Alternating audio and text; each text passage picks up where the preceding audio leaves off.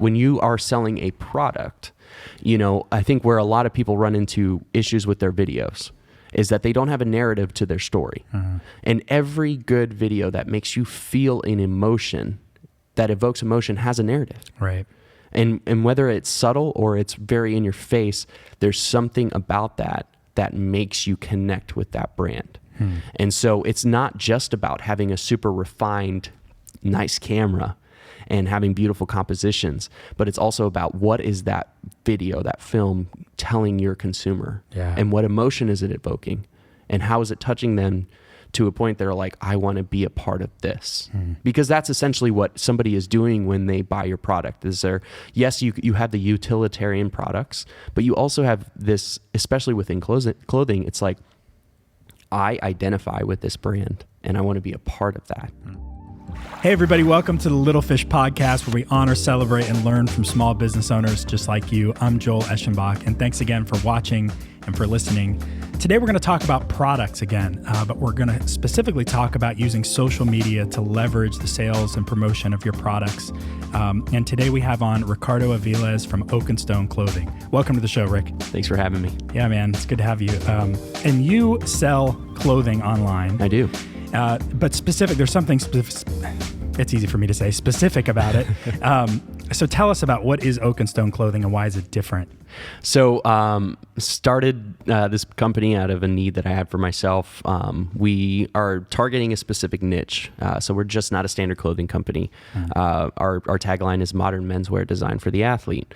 The issue I was coming into just a few years back was I would go to the store and I couldn't find anything that would fit, the way I wanted it to, so it'd either be, fit up here, but really blousy down here, or vice versa, it'd fit down here, but be really tight on the top. So I'm just like searching and searching. I'm like, why is there no menswear for athletic builds? And I found a couple of companies, but they weren't necessarily my style and what I was going for. So at a point of frustration, I'm like, okay, I see this hole in the space. I want to do this. And I started, and I went through the journey of starting a clothing company and no experience in it. So sought mentorship, and I found a really great mentor, Scott Brogan, who had 30 plus years in the retail experience and started multiple brands. And he really was able to help me build the foundational building blocks for starting a retail company. Specifically clothing, right? Because that's his background. Exactly. It's clothing, clothing. So it took about 2 years for the brand to get launched, and we spent so much time on honing in on the brand and what we were about and how the brand was supposed to feel. But then we went through a lot of the logistics of just trying to find manufacturing. And, I knew because of the niche that I was and the problem I was trying to solve, I couldn't go on Alibaba and just buy clothing, right, and just put my tag on it. I had to design this clothing from the ground up. So I took the time to teach myself technical design for clothing, and went through that process with the manufacturer, going through sample after sample after sample until we got the fit just right and where I thought it needed to be. And then finally last year we launched. Very cool. And you had to set up supply chains and manufacturing and all that fun stuff. All those little details that you don't think of, it's just like, just sell some clothing online. Design some clothing. There's a million things to think of. And so the process was, my mentor was really smart on how he did it. He's like, I'm not going to show you what the finish line looks like. I'm not going to show you everything that you need to do to get there. He's like, I'm going to show you what your next step looks like. He's like, because it would be very easy to get overwhelmed. So we're going to focus on what the next step is. We're not going to focus on the next 8 things. So that really helped me just chunk it off one at a time. And, we did it. That's a life lesson right there. Sure. Any part of life. Exactly. Focus on the next big goal you have to achieve, then focus on the next one, or break those big goals down into little steps. Love that. It's good. Yeah. And then you also talked about the problem, right? You had, and that's one of the things we talk about marketing all the time is if you can figure out a niche that has a problem, somebody has a problem that isn't really being solved by other companies, and you come in and solve that problem, that's gold. And one of the things you said too is you were frustrated. Right. So, we use a process called story brand in marketing where we start with that. We talk about what does your customer want, but what's the problem that's getting in the way? And more importantly, how does it make you feel? Right. And you were like, I was frustrated. Right. That's it. That's key to start there when it comes to whether it's a service or a product. So right. That's good. I love that you took that space that was empty or there wasn't very many companies into it and then found that niche and solved that problem. Yeah. I mean, and that was the thing. I knew getting into clothing, like there's so many brands that have launched. Mm-hmm. So if I was going to start a clothing company, I knew that I needed it to have a niche. I needed it to speak to a specific audience. Right. And so that was the only way to make ourselves different. And then another way we make ourselves different is the content that we put out. Mm-hmm. And we really focus and put a lot of energy on the content that we provide to the consumer.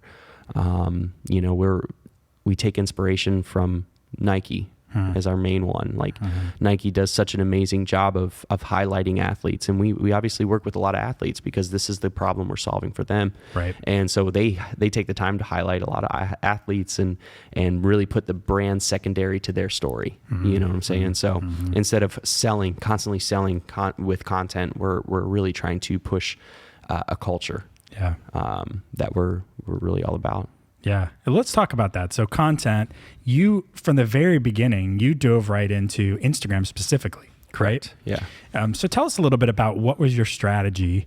How did you start and what was that progression, Instagram? And then I don't know if you moved to Facebook or other platforms, other channels. Eventually, yeah. I think we launched with Instagram and Facebook. And even prior to launching, we did a big countdown to the store opening. Because we're a small business. We're a lean startup. I've self-funded the project. And so we didn't have all these dollars to put towards marketing. And the beautiful thing about social media is, especially back then, the algorithms change all the time, but back then this is the best free marketing that you can do. Yeah. So I knew we would go influencer route as far as one of our tactics for marketing. But I knew we needed to be in Instagram because it was a free space to advertise our products and advertise our content. And so you did that by a couple different ways. I know you spent a lot of time on putting together, Instagram stories, for instance. Let's break down Instagram as a channel a little bit for what you guys are doing, because I think this would be a very practical, helpful thing for people. Okay. For those who have a product, and I think that's important for a product like yours that's aesthetic in the sense that people see it. It's tactile, right? You got the shirt on, you can see people wearing it. You focused on athletes and them. I mean, it's that celebrity, because you have some actually kind of almost celebrity athletes that have signed on to help. But you have all different types of athletes. But anyway, tell us a little bit about that approach specifically to Instagram and how you're doing that. So, I mean, the goal with any sort of promotion and marketing is to be able to visualize the ideal. Okay, so when you see somebody in clothing and it's a really nice picture. So like we always broke it down to like, okay, we want to be professional from day one. Right. We're going to go through growing pains and we're always going to progress, but we want to seem professional as a professional brand, even though it's a couple of guys working on this out of an office. Yeah. So focusing in on putting together really, really high quality content from the very beginning. And that's the best way to sell the product, because you're selling an ideal. So like if we put somebody with a bad picture and the shirt doesn't look very good on the model, it's not the ideal. Yeah, that aspirational identity that you're going after. Exactly. Yeah. And that was something that we focused on from the very beginning is creating very, very good content that highlighted the clothing and the product the best way we could. So you spent some time and some money on decent equipment. Too, correct. Right. Yeah. That was important from the get-go. The right cameras, taking the time to shoot the right videos. I know you guys have done some drone stuff. Yeah. Spending the time creating that. Right. And then you shared what you've done some interviews, right? Interview style. Yep. You have a podcast. Yep. What are some other things that you've done on Instagram, for instance? So, I mean, specifically for Instagram, it's always obviously your Instagram is your art gallery for your brand. So it's very refined on what we do there. But all of the long form interviews, like the podcast, those all live on YouTube. That's their home. But we utilize social media to promote and drive people there to our videos because they're longer. But it's all about having all these different touch points for our customer and not constantly selling them. So my heart, I invested a lot into camera equipment, into drone equipment to put together these pieces to not only sell the product, but sell our culture and what we're about and what our heart is as a brand. And I think obviously you guys know, like dialing in your brand for your company is so important. Right. And so spent a lot of time on like figuring out what is our goal going to be outside of just selling clothing. Yeah. Well, our goal was to inspire athletes, to inspire anybody to go after their dream and to push through the heartache and the pain and the suffering to achieve a goal. Yeah. And we went through that in building the clothing company. We went through that as athletes, trying to achieve certain goals that we've set for ourselves. And there's nothing more inspirational, aspirational than sitting across from an NFL guy or a Major League Baseball player and hearing their story. And it's just so inspiring that, all their entire life has been focused on one thing. Yeah. And here they finally accomplished that goal. Yeah. And so that's so inspirational to so many people. And I'm like, I want to tell that story. So from day one, we launched in January, and by February, we were doing our first athlete spotlight video with an NFL guy. Nice. So it's Keyshawn Bierria from the Denver Broncos, who had this amazing story. And like I said, we pull a lot of inspiration from Vice and from Nike, to where they put that story first. Yeah. And this was a story that he had not had an opportunity to tell. That's cool. This kid had an amazing story of adversity coming out of a rough neighborhood in LA. His mom was a drug addict. His dad was not in the picture. He was raised by his grandparents, and all he had as hope to get out of that was football. Yeah.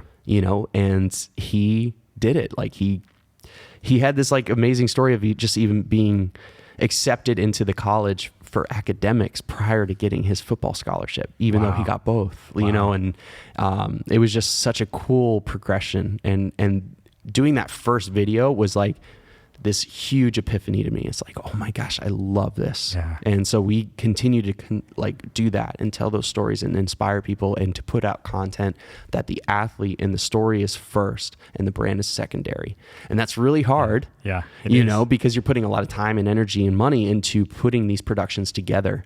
But in the end, I think it services the brand to show where our heart and our priority is. And our priority is our consumer and inspiring them to go after what they want to and what they want to achieve. Yeah. You hit on so many good things. I mean, it's, one of the things is, like you said, you put a lot of time and energy, and you don't see the return on investment right away. Sure. And I think in a time where we're looking for numbers immediately, it's hard to justify, I need to create all this content, because 80% of content or the time put into content is the time you put in up front, planning, filming, producing, all of it that you do. And you're not automatically going to see the return quickly. Right. But you really had a long-term strategy. You're saying, I want the brand to be here eventually, and I know I've got to take these steps, and I've got to take the time to do that right. Right. And your stuff is kick-ass. I mean, the quality is top-notch. I really appreciate that. And Thank you. I think, and I think it brings up another point, because Ryan and I talk about this too with even with this podcast and other things that we're a part of, is the quality. Let's talk about this for a minute, if you're cool with it. I am. The quality, right, versus just getting something out into the world. Yeah. So I hear a lot of people talk about, okay, authenticity is important. Sure. But the most authentic way is just, pick up your camera and just start filming yourself on. You sound like Gary Vee right now. Yeah, right, exactly, right? There's that whole school of thought, Sure. which I don't think there's anything wrong with that school of thought. No. But then there's this other side where we're talking about, because I'm on the same page with you. I kind of feel like I would rather take the time to put together, there's a time and a place for the phone. Sure. For a quick announcement or whatever. But there's also a time and a place for really well-produced, made content that you make in chunks and spread out over a period of time. Correct. And you can still be authentic within that, right? Right. I mean, how do you make that balance between being authentic in that well-produced content versus just saying, hey, we're Oakenstone Clothing, you know, you got to check out these shirts. These shirts are amazing, that sort of thing. Well, I think they can both live together in harmony. I think that you don't want to be all polished, because I think what the consumer, especially today's consumer, is really looking for is authenticity, like you touched on. And people want to see who the face of the brand is. Like, who is the founder? Like, we're so obsessed with founders now. Like, we want to know who started this company because it inspires us to go after what we want as well. So having that human connection to a founder, I think, is really important. And that's one of the big things I avoided, especially when I first launched the company, is like, I don't want to be in the spotlight of this company. I still keep myself relatively in the background and highlight the athletes more than anything. But I need to be present as a founder because people want to know who you are and they want to connect with you. They want to know that they're not dealing and doing business with a faceless corporation, that they want to know, this is a person that has a family, that has bills to pay. They want that connection to know, like, what did they do to start this and chase after their dream, and they did it. So I think balancing those two is really important, because you can't be all this, right? Because then your brand doesn't have this professionalism about it. But you also can't be all polished either. And I think one of the things that I really run into is that I always want to be extremely polished with whatever content that we want to put out. I understand that. And so, so it's really hard for me to put something out that I haven't deemed like perfect. And I have OCD about that. So it's served me okay through my life already. But yeah, no, I'm just trying to balance both of those things. I think they both can live in harmony. I think you can't be all one and all the other.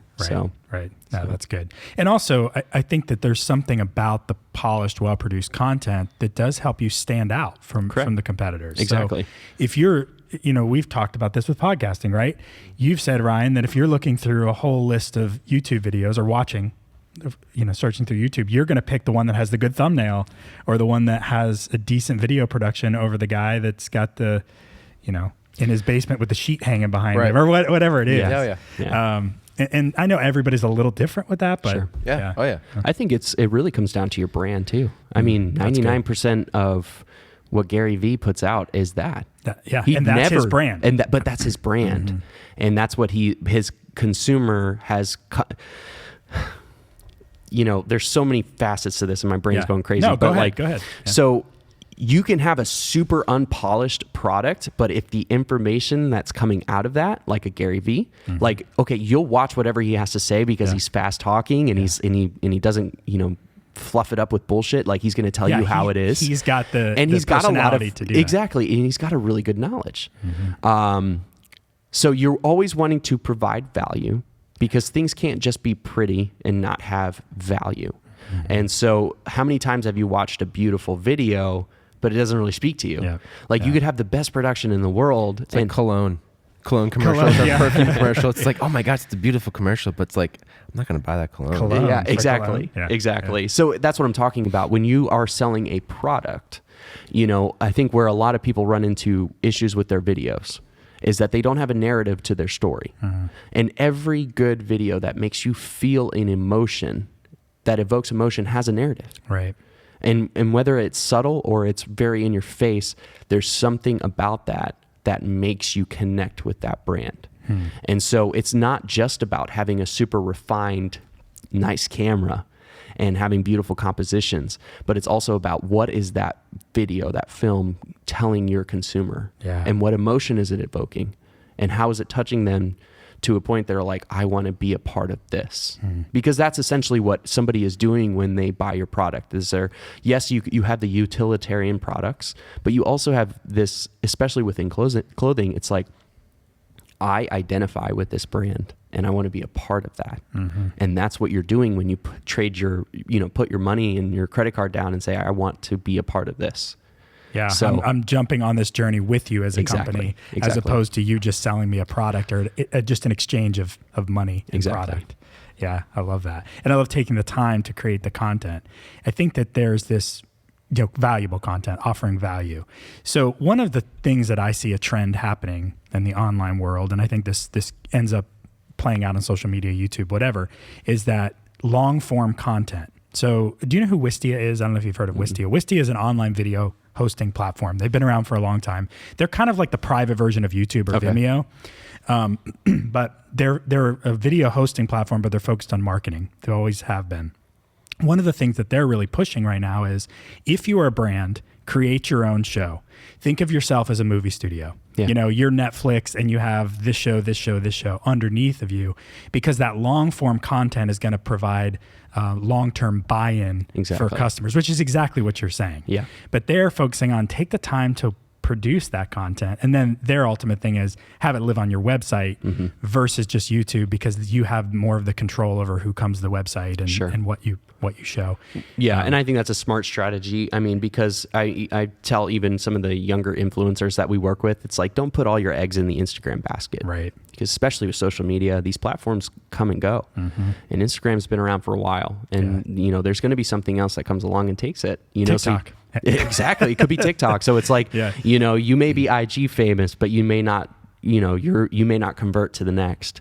And so have a place that your customer, your fans can come to that's proprietary. So I think that's so great. That's really good advice. Yeah. And we're actually thinking about probably moving this podcast onto our website. So that eventually, we'll still have some trailers on YouTube. We'll still have some stuff on our other channels on Instagram and Facebook. But ultimately, when you see the content lives on your website. Sure. And why? Because that's where you can connect with your audience. You actually have the most communication. They can sign up for email. They can, you know, there's all sorts of things you can do on your website versus other platforms. But it even goes into the brand, like, your brand's not on YouTube; it's white and red. Like, exactly. Go on your website. You can do whatever you want. Encompass your whole entire brand there. Yeah.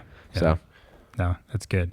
But that's one of the things they're pushing though, is this long form content. So if you're creating long form content, I know I started with Instagram a little bit, but I'm on this thing because you're doing it, we're doing it. I think it's where we're headed.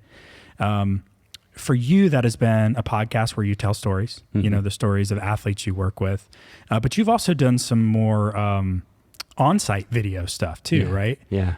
Tell me a little bit about those. And that's what I was talking about with Keyshawn, the Denver Broncos player. Okay, so we actually flew out to LA, and it was such a surreal moment because we're in LA. Yeah. I just started this brand. We're here, we're meeting with an NFL guy and we shoot this video at his high school. Very know, so we're in where he started. So we do something. This is called an athlete spotlight that we do. Yeah. And so we've done 5 or 6 of these now, and they're basically like small films with inspiration from Vice. You know, as far as giving these athletes a platform to tell their story. Which, unless you're a Tom Brady or a very, very major, professional athlete, Nike's not going to really tell your story. Right. And there's not a lot of brands doing this. And so my constant thing is like, how do we differentiate ourselves from all the other clothing companies out there? And this is such a good way. We leverage our ability to create content, to work with these athletes and show their story because they're so excited. They're eager. Yeah. They want to tell their story. And a lot of them have these amazing stories. So, there's that surreal moment when we sit down with our first NFL guy and I'm just sweating bullets. I'm so nervous because I'm like, I'm just like pinching myself. I'm like, how are we here already? Right. Like, and, we do the interview, we do the shooting, and it was a full day of shooting. And, by the end of it, we were, friends. Yeah. You know what I'm saying? Yeah. And, it was a really special moment. And then like I said earlier, like that was the moment I realized like, this is what I want to continue to do. Like I want to focus on building the brand and the clothing, but this is something really special. But you want to tell a story. You're a journalist. In Exactly. A sense in that way. Exactly. Yeah. And so I've found such an extreme passion in content creation and telling stories and it only happened through building this brand, so I'm the one that shoots all the video. I'm the one that shoots all our photography. And as our brand grows, I know that I can't always be that. Right. And I've already started to loosen the reins on letting other people that have been alongside me through the brand, releasing some of that. So I've got one of my models, his name's Morgan. He's started to become a cinematographer as we've known each other and grown. And he's amazing. He's way better at it than I am. So I'm like, okay, I'm going to release this to you. And that's my goal. Because, as an entrepreneur, especially when you first start a business, you're trying to do everything on your own, and you kind of have to. You have to. But if the company is going to grow, you have to relinquish some. And so he's been so bought in from the very beginning of the company, and he loves the brand. Yeah. And his whole thing. We had a conversation, and I started crying after he told me this. But he just said, I was just like, I'm just so thankful for what you do. It's amazing. And he's like. I'm not going anywhere. He's like, I want to be here when this thing blows up. He's like, because I know it's just going to blow up. It's only a matter of time. He's like, and I don't want to miss that. Yeah. And his dedication to the brand has just been super humbling, and the relationships that I've personally built with so many people in my life that are so important because of this brand. And it's the only connecting point for all of us is this brand. And it's exactly what I set out to do. It's bringing together a brotherhood of athletes and people that inspire each other. And I have a brotherhood of guys that I'm so connected with because of the brand. Love and that. so it's just, it's amazing. It's amazing. It's humbling. Yeah, definitely. That's cool. And you can kind of take that, and it's a long-term focus too. Sure. You're not just in this, you're in this to build relationships for the long term. Yeah. And I think that's something too, you mentioned somewhere in there, but exponential growth is what I was thinking of when you were talking about that. You're going to start off, Morgan said, I'm in this because I know it's going to blow up. But you start off, and it seems like you're doing all this work up front, right? Producing all this, meeting people, creating, and it's fun, but you're like, okay, how does this pay off? Sure. But then as you build a brand online, over time, you start to see that exponential growth because this person saw that content. This person watched this. This person came to your store. This person online store. Mm-hmm. By the way, I don't know if we mentioned before. You're all online, all digital, right? At this point. Yeah. Not digital. Yeah. I throw that word around all the time. Your actual products, but only sold online at this point. Do you ever have a plan to open a store? Do you think that'll ever happen? I get asked that question a lot. What I see as far as our foreseeable future is doing pop-ups in our high traffic locations. I'd love to do a New York pop-up. Mm-hmm. We get a lot of traffic from New York, which is really nice. Yeah. And so that's that being one of the epicenters for fashion. That's always super humbling. That one of our main demographics is New York. It's fantastic. So I would love to do like pop-up shops. Do I foresee myself building a brick and mortar store? I don't know. Not right now. Mm-hmm. Not right now because, again, going back to the lean startup, self-funding, I could build an online shop relatively cheap.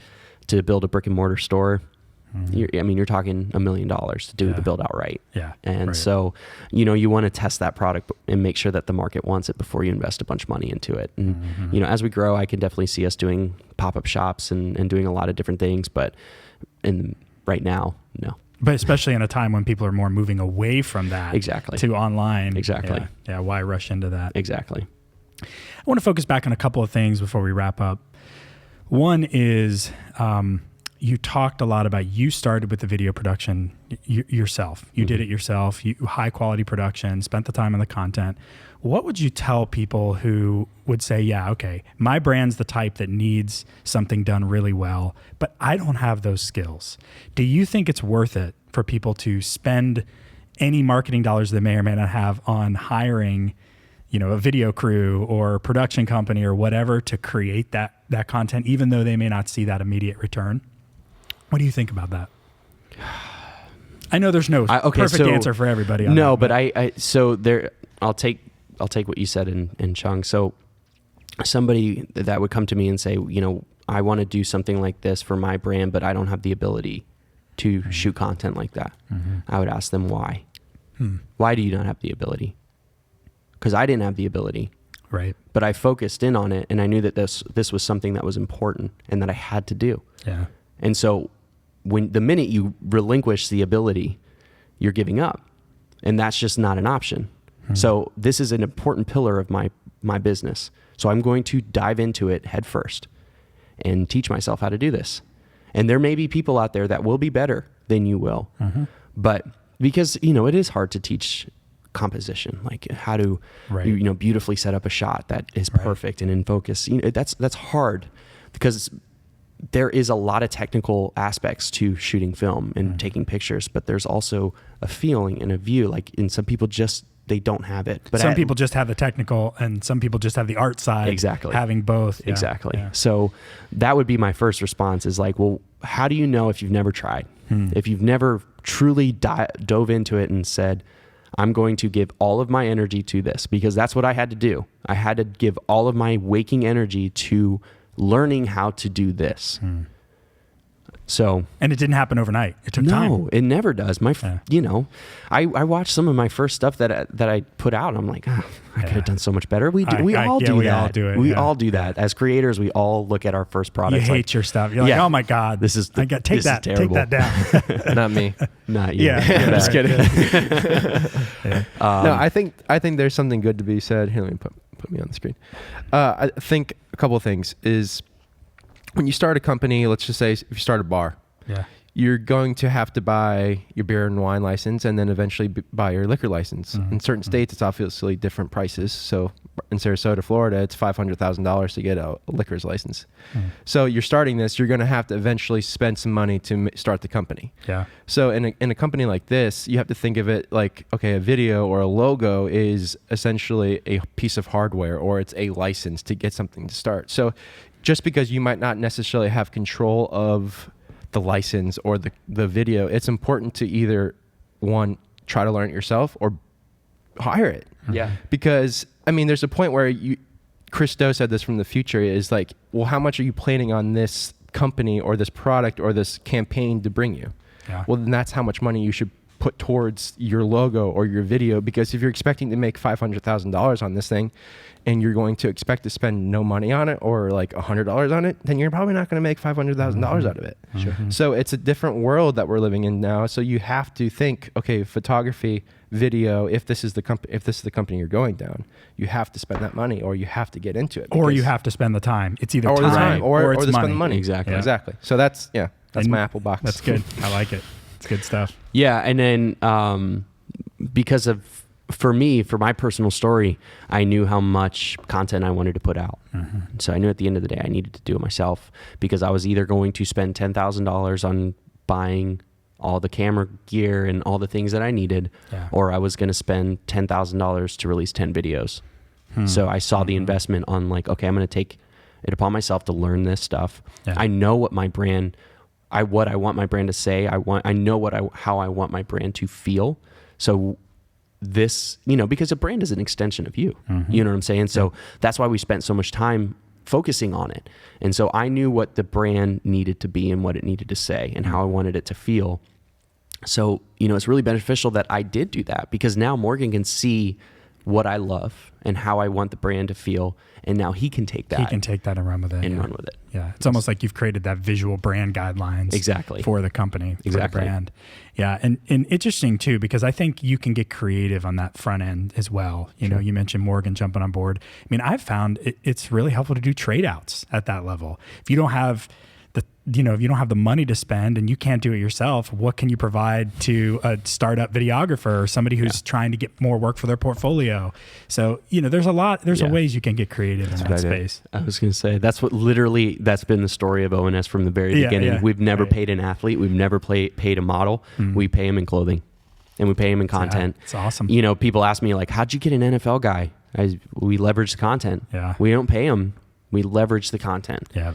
And, right now, getting back to the very first thing that we talked about is content is king. Yeah. Content is king. And people are looking, especially these athletes, to build their platform while they're on this massive stage. And their platform that's a little bit longer lasting than their NFL career or their Major League Baseball career or their NBA career is a social media platform. That's right. So they're trying to put out as much good content as they can. So they view this as like, man, this is gold. And it's high quality. Again, that's where it goes back to the brand you're after. You're producing this high quality content. They're going to want to share it. Exactly. If it was low quality, crappy content, they're going to be like, I don't want to really be associated with that. Exactly. Because you set the bar here to begin with. Yeah. Yeah, that's good. The other thing I wanted to ask is about specifically back to social. Okay, so let's talk about Instagram. How much time do you spend? So do you have a strategy where you create this content and you chunk it out into different, small videos? But how much time a week do you spend basically approximately on social channels? So that's a hard one. 'Cause as you know, ONS is not my only business. Right. So there are some weeks that ONS requires more of my attention than others. But Well, and I'm wondering, do you take a strategy where because I know my strategy, for instance, I've got the Little Fish podcast, and this is quickly growing to become its own thing. And then I've got Notion Design Group, which is our main company, or Ryan works for, and we've got projects and work. Sure. And for me, I'm going back and forth between the two. And what I try to do is chunk out the content on the Little Fish side. Sure. So we record every week, but we don't edit every week. We try to create it in chunks and schedule it out when we can. Right. So is that sort of the strategy you're taking with ONS as well?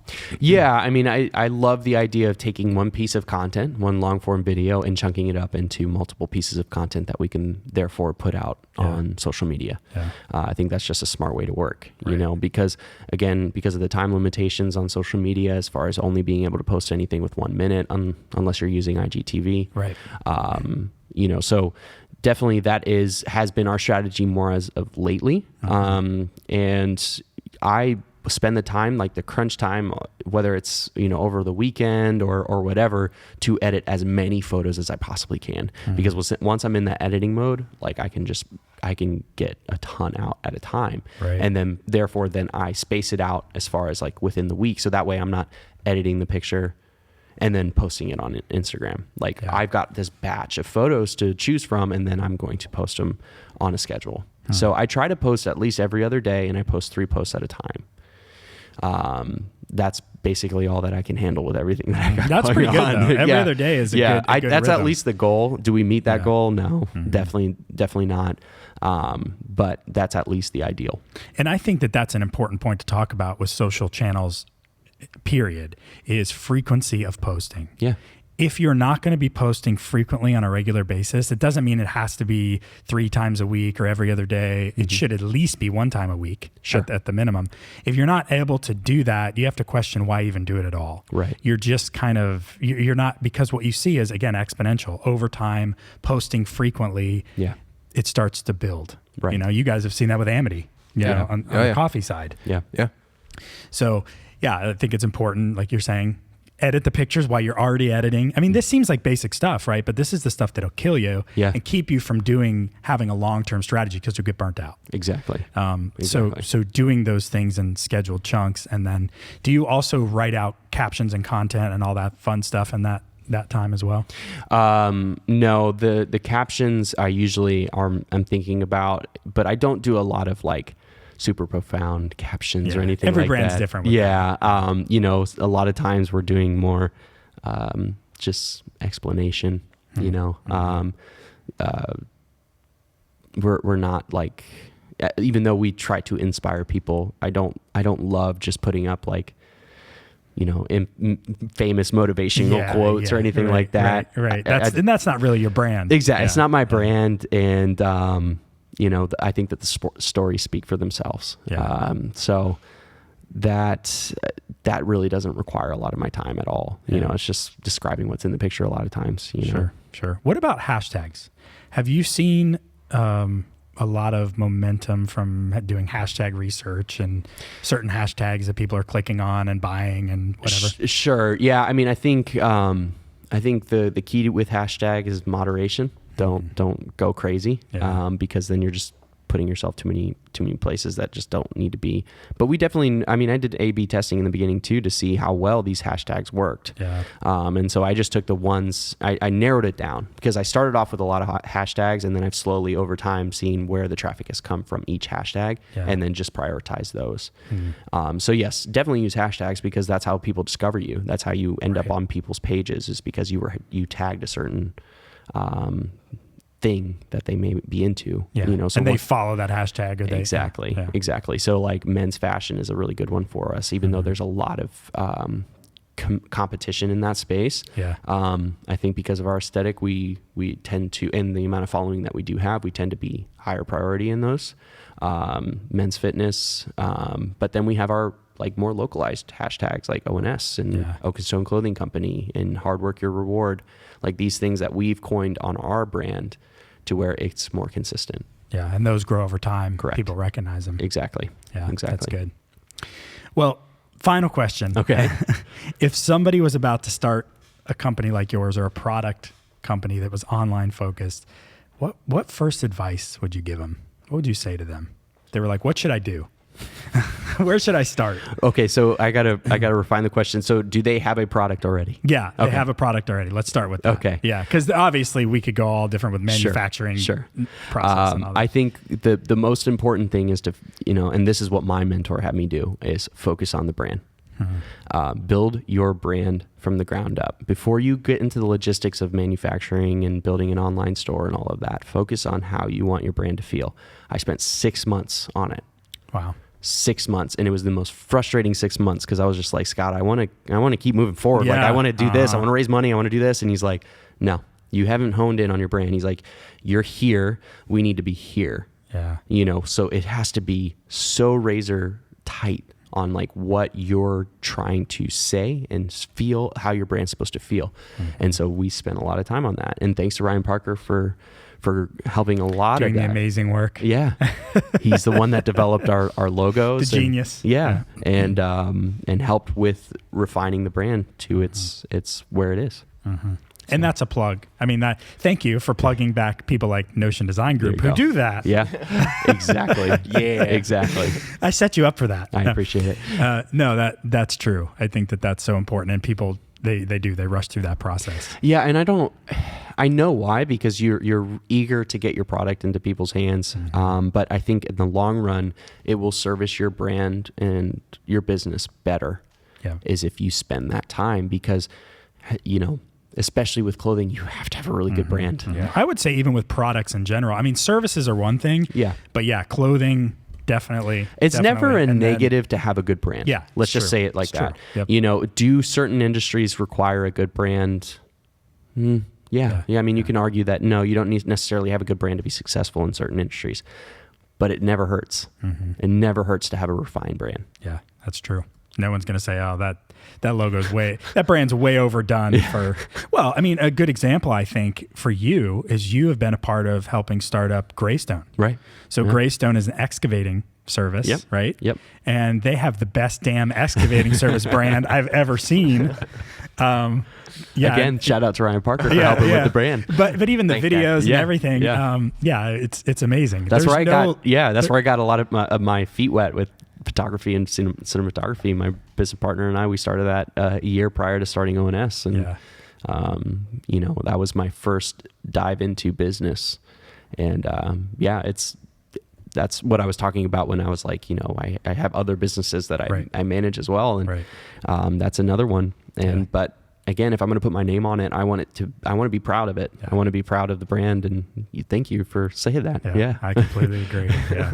Well, where can people buy Oak and Stone clothing? So it's real easy, oakandstoneclothing.com. We're, because of all the things that's going on in the world right now with COVID-19, we're actually running a 20% off and free shipping on all orders, just to get some products in people's hands. They're stuck at home. It's a perfect time to try it out. Yeah. You don't have to go to a store to try us out. So it's perfect. Love that. And you have the, people know their sizes, measurements, all that kind of stuff. Yeah. So all the products have measuring charts on there. Okay. A lot of the models, if you see a picture of them, I usually put their dimensions, like, okay, this model is wearing a large, they're 6'1", 180 pounds. That's helpful. Yeah. Exactly. Yeah. You're always thinking like, is that actually going to fit? Does it just look like it's going to fit? Exactly. Yeah. Exactly. Cool. But it's always a no risk, purchase. Yeah. So it's free returns, free exchanges, always. Cool. Well, I'm working into figuring out how I can working towards a goal to fit into Oak and Stone clothing. You can. Soon enough, I'll get there. You got it. You got it. Well, thanks for being on the podcast. I really appreciate you having me, man. Yeah. It's been a lot of fun. So good. Yeah. And thanks for watching. Thanks for listening. We have had a great season. This wraps up season 2. We may have a couple of other things we're releasing, but again, it's been a great season. We have another one going to be coming out in a few months, season 3. But again, thanks for watching, subscribing, sharing. Feel free to share this whole season. In fact, I think we're going to release a highlight reel of some of our favorites from season 1 and season 2 coming out soon. So thanks again. Talk to you soon.